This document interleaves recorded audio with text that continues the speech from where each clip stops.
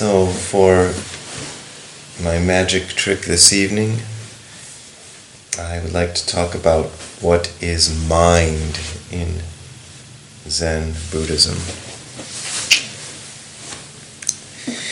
So, I'll start off by reading a few things and then see if I can talk about it. I think I won't give an answer that will be satisfying to anyone, but so please don't expect a satisfying answer. But I'll try to give something entertaining anyway. So I'll start off with one of the sort of basic texts. This is Huang Po's Transmission of Mind, very famous old text from a Chinese Zen master. And I'm going to read to you. This is broken down into various talks, and they're all very short. So I thought I'd give you talk number 1, and then talk number 9 and 10. They're all quite short. Buddhas and beings are just this one mind and nothing else. From time without beginning, this mind has never been born or destroyed. It isn't blue or yellow, it has no form or characteristics. It isn't subject to existence or non-existence. It doesn't qualify as new or old. It isn't long or short. It isn't big or small. It exceeds all limits, descriptions, imitations, or comparisons. It's right here in this body. If you think about it, you've missed it. Like space, it has no borders and can't be measured. Just this one mind, this is the Buddha. There is no difference between a Buddha and an ordinary being, but beings are attached to appearances and search outside themselves, and their searching leads them further astray. Sending a Buddha to find a Buddha, using the mind to grasp the mind, they could wear themselves out for kalpas without end. A kalpa is a very long time. And they still wouldn't find it. They don't realize that if they stopped thinking and worrying about it, the Buddha would appear before them. This mind is a Buddha. A Buddha is a being. When it's a being, this mind doesn't shrink, and when it's a Buddha, this mind doesn't expand. That's talk number 1. Now, number 9 goes like this. This original pure mind never stops illuminating everything with its own perfect light.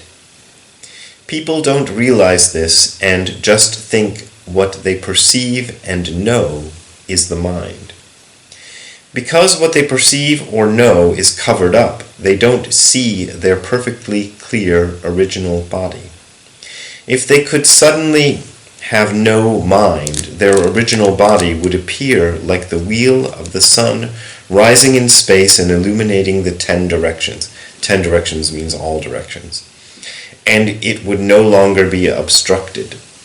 Thus, those of you who study the way see only what you perceive or know as taking place.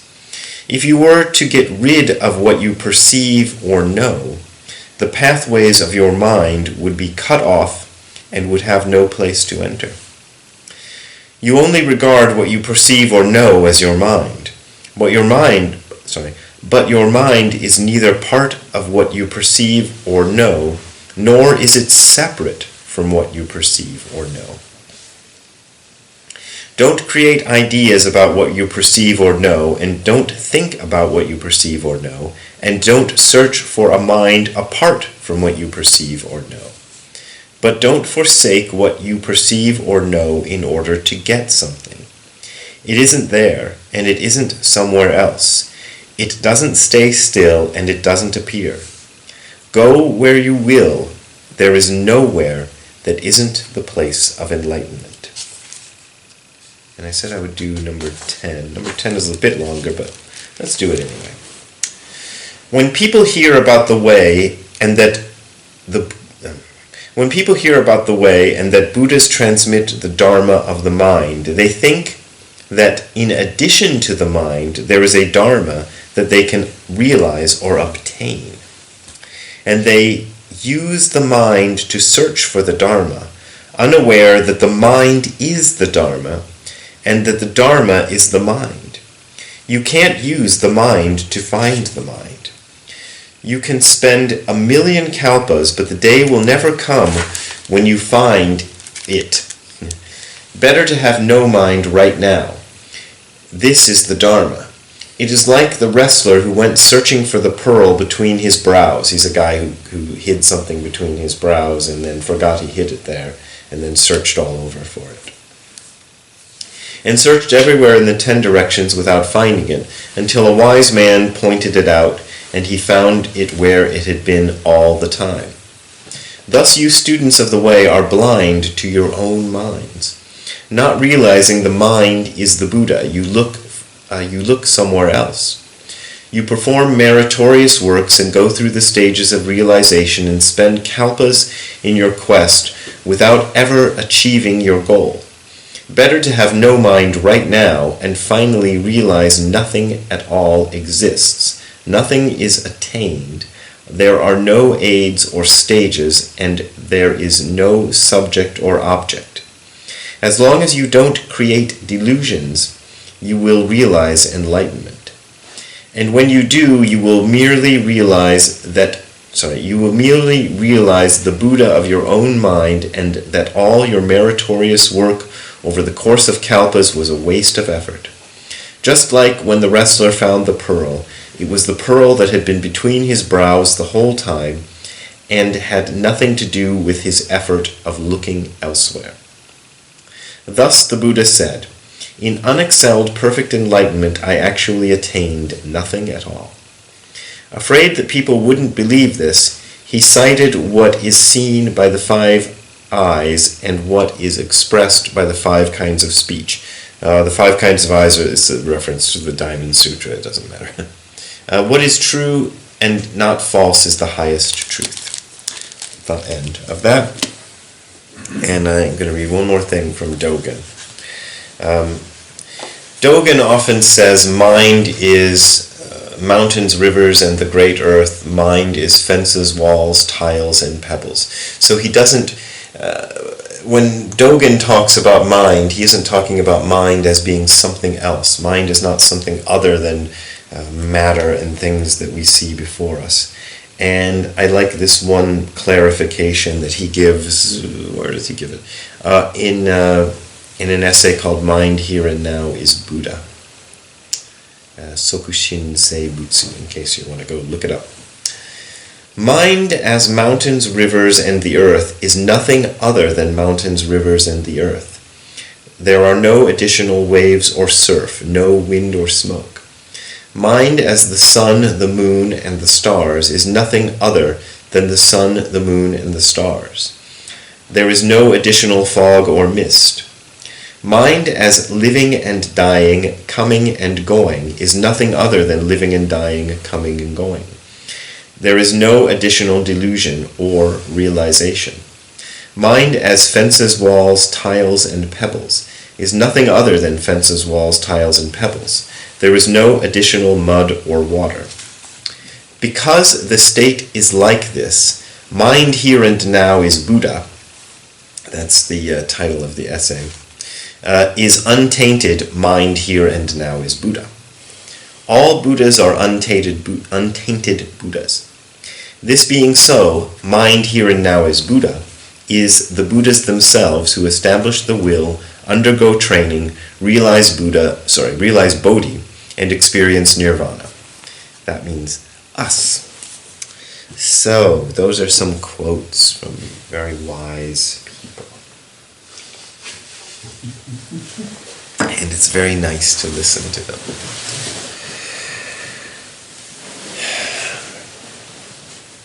This is a strange and bewildering subject, I think. But it's at the core of this whole practice. It's the direction this whole practice is kind of moving towards, or moving in the something.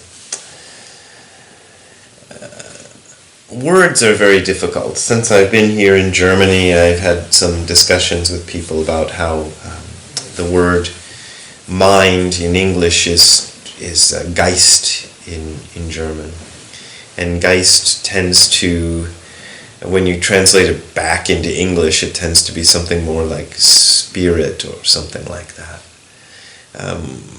But then again, the word mind that we're using in English is substituting for a Chinese word or a Japanese word, shin, or kokoro in Japanese, which is a pictogram that represents a human heart. It's actually based, all of the Chinese characters are kind of very simplified drawings of things. And the shin Chinese character is a very simplified drawing of a heart. It's not the way we draw it, but it's you can actually sort of see the veins in the little thing, the little bag of the heart if you use your imagination enough. So it dates from a time when, very much like in ancient Greece, and where the seat of the consciousness was thought to be in the heart. So it comes from that idea. But this Chinese character is even goes back to it's a substitute for an Indian word, cheetah. And I don't know I don't know all of the implications of the word cheetah in Sanskrit. So you have to be careful with words, which is why people throw so many words at the problem to try to get at what they're talking about, what they really mean.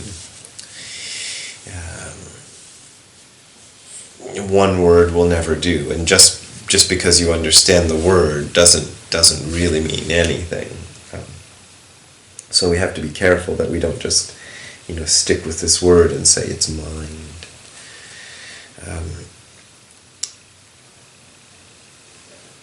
My teacher this is Gudo Wafu Nishijima Roshi, my Japanese Zen teacher, my ordaining teacher.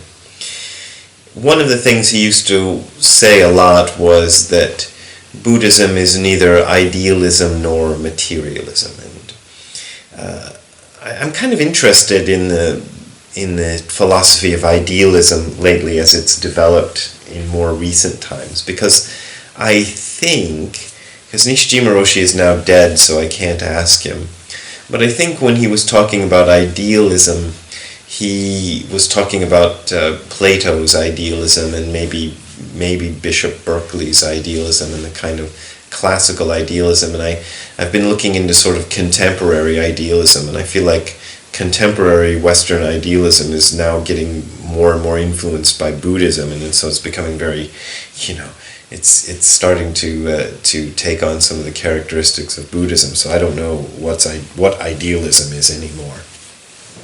But anyway, if we were to take a kind of classical idealism that separates body and mind into two things, it takes the idea that there are these two sides of our experience, and there's the body side, which is matter, form, and there is the mental side, which is immaterial, non-substantial but real. We have a kind of a real experience in life that we know is real, but it doesn't have it can't be reduced to material substance. The phrase that a lot of the way a lot of contemporary philosophers and people these days like to use to get at this is they talk about the taste of chocolate. Like you can describe the molecules of chocolate, and you can describe how the molecules of chocolate interact on the tongue and cause some kind of firing of neurons, and you can calculate a lot of things about it. But there's an experience of the taste of chocolate that can't be reduced into those terms. There's some kind of experience there which we know exists, but it's irreducible, and that would be, I think, in Buddhist terms, that kind of immaterial side of the experience. And the material side would be that stuff which we can reduce into, we can calculate and kind of observe and, deal with in those terms. But if we talk about Buddhism, we can talk about the Heart Sutra, which we just chanted before we sat and stared at each other for 25 minutes. That says Shiki Sokuze Ku Sokuze Shiki, which is my favorite part of the Heart Sutra. Form is emptiness, emptiness is form. Nishijima Roshi liked to translate that into English as matter is the immaterial is matter. And Form ist Leerheit. Is that how you say it? Yeah. I heard the German translation once and tried to memorize it. So it says these two things are equivalent. That the taste of chocolate and then all those weird things you can calculate about the taste of chocolate, about the molecules and the atoms and the whatever. I don't know how you would calculate the taste of chocolate in material terms. It says that those things are the same. Mind is fences, walls, tiles, and pebbles is Dogen's way of putting it. That these are the same thing. So when we say mind, we're saying that we're talking about the same thing. And yet, what's weird about Buddhism, and this is the part that gets tricky, is that the Buddhists still say mind. They don't come down on the side of matter. They sound more like idealists than like materialists.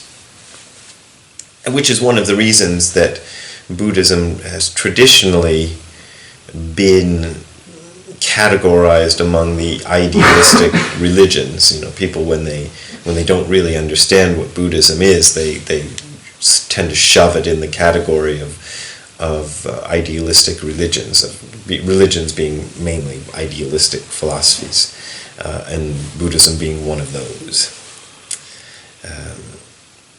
But I think Nishijima Roshi is right, or was right, that Buddhism isn't one of the idealistic religions. It's something else. It's something that is trying to go beyond that, is trying to look beyond that contrast of idealism as opposed to materialism. The question that I can't answer for you, so don't ask it when we go to the Q&A. Well, you can ask it, and I'll say words, but I can't answer them. Can't give you a satisfactory answer. Is why the Buddhists still sound like idealists instead of materialists.